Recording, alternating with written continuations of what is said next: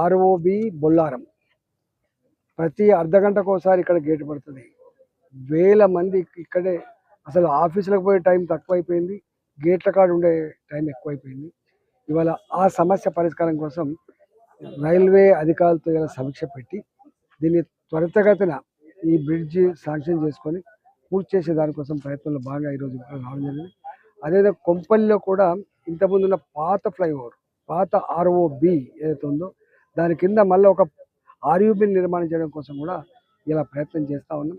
అదేవిధంగా వినాయక నగర్, మల్కాయిరి అసెంబ్లీ పరిధిలో ఉన్నటువంటి వినాయక నగర్ కావచ్చు, అదేవిధంగా దాని పక్కకు ఉన్నటువంటి ఇంకొక ఆర్యూబి కావచ్చు, అన్ని రకాల రైల్వే సమస్యలకు పరిష్కారం చూపే దిశగా నేను 2 సార్లు కేంద్ర రైల్వే శాఖ మంత్రి గారిని కలిసినప్పుడు ఇక్కడ జీఎం గారికి ఆదేశాలు ఇవ్వడం జరిగింది.